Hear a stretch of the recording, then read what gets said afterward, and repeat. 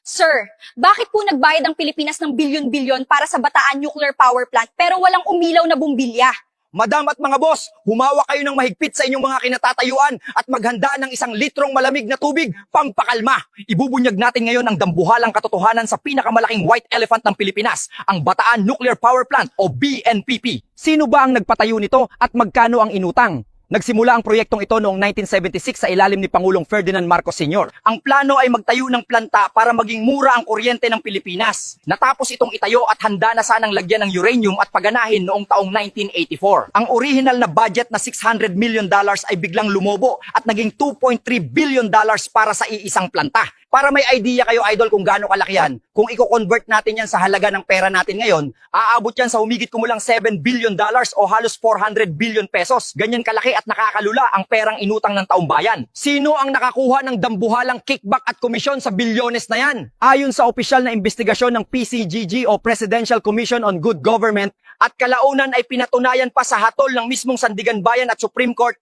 itinuturo si Herminio Dicini. Siya ay isang crony at malapit na kaibigan ng dating administrasyon ni Pangulong Ferdinand Marcos Sr. Napatunayan sa korte na ang investigasyon ay totoo at hindi gawa-gawa lang at tumanggap siya ng mahigit $50 milyong na suhol mula sa kumpanyang Westinghouse Electric Company para lang makuha ang kontrata. Pero heto ang malaking twist at ang kabilang kwento ng politika. Noong 1986, pagkatapos ng EDSA Revolution, nagdesisyon si Pangulong Cory Aquino na tuluyan ng ipasara at ibasura ang BNPP. Ang idinahilan nila, delikado raw dahil nakatayo sa fault line at sa paanan ng bulkan na Mount Nativ at baka matulad tayo sa nuclear disaster sa Chernobyl. Pero bakit ba kasi sa dinami-dami ng lugar sa Pilipinas ay dyan pa sa Bataan itinayo? Hindi po yan hinulaan o itinuro lang sa mapa. Bago yan itinayo, dumaan yan sa dambuhalang pag-aaral ng IAEA o International Atomic Energy Agency at ng mga dayuhang eksperto. Alam nila na may bulkan dyan, pero napag-aralan nila na ang Mount Nativ ay isang tulog na bulkan na libu-libong taon nang hindi sumasabog. Hindi man nila masabing hindi na talaga ito sasabog forever, pero nakakasiguro silang imposibleng pumutok ito sa loob ng buong lifespan o buhay ng planta. At patungkol naman sa lindol,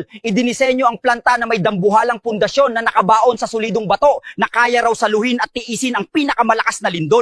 At heto ang pinakamatinding sampal sa mukha ng mga politikong nagpalusot, idol. Mula nang ipasaraya noong 1986 hanggang ngayon, nakatayo pa rin ang BNPP at buong buo. Lumipas na ang ilang dekada, nagkaroon ba ng dambuhalang lindol na bumasag dyan? Wala. Sumabog ba ang Mount Nativ? Hindi. Kaya isipin nyo kung gaano kalaking kalokohan na ginamit nilang panakot ang kalikasan para lang isara ang proyekto. At patungkol sa Chernobyl, isang dambuhalang panlilin lang na ikumpara natin yan sa BNPP. Bakit? Magkaiba ang disenyo niyan. Ang Chernobyl, walang protection. Kaya nang sumabog, ay kumalat agad ang radiation. Pero ang BNPP, isa itong automatikong reactor na may dambuhalang containment dome na gawa sa makapal na semento at asero. Kahit magkaaberya sa loob, kulong ang radiation at hindi madadamay ang taong bayan. Ngayon, heto ang napakatinding tanong, idol. Ilang presidente na ang nagdaan mula noon? Bilyon-bilyon ang nakokolektang tax ng gobyerno araw-araw mula sa ating mga Pilipino. Pero bakit walang kahit isang pangulo ang nagtayo ng bago at sarili nating power plant sa ibang lugar kung totoong delikado sa Bataan? Idol, dyan napapasok ang malagim na sabuatan. Hawak sa leeg ng mga oligarko at bilyonaryo ang mga nagiging pangulo ng bansa. May kinalaman ba ang mga negosyante dito? Opo, dahil ang mga politiko natin nagpapauto at walang gustong kalabanin ang mga negosyanteng kumukontrol sa kuryente natin. Kung magpapatayo ang gobyerno ng sariling planta at magbibigay ng murang kuryente, mawawalan ng kita at babagsak ang negosyo ng mga oligarkong ito. Magpakatotoo tayo, idol. Kahit sabihin pa nating may dambuhalang anomalya at overpricing, si Pangulong Ferdinand Marcos Sr. lang ang naglakas ng loob na banggain ang sistema at magpatayo ng ganyang klaseng power plant para sa bayan. Nasimulan niya. Pero yung mga naging presidente pagkatapos niya hanggang ngayon, ni isang pader ng bagong power plant na kagaya ng BNPP. Walang may lakas ng loob na magtayo. Mas pinili nilang yumuko sa mga oligarko kaysa pagandahin ang buhay ng mga Pilipino. Ginawa na nilang gatasan ang taong bayan sa napakahabang panahon. Heto ang malupit, idol. Totoo na may itinayong ganitong planta sa ibang bansa. Ang kapatid at kambal ng BNPP na itinayo din ng Westinghouse sa parehong taon at disenyo ay nasa South Korea. At alam nyo ba kung anong pangalan ng planta sa Korea?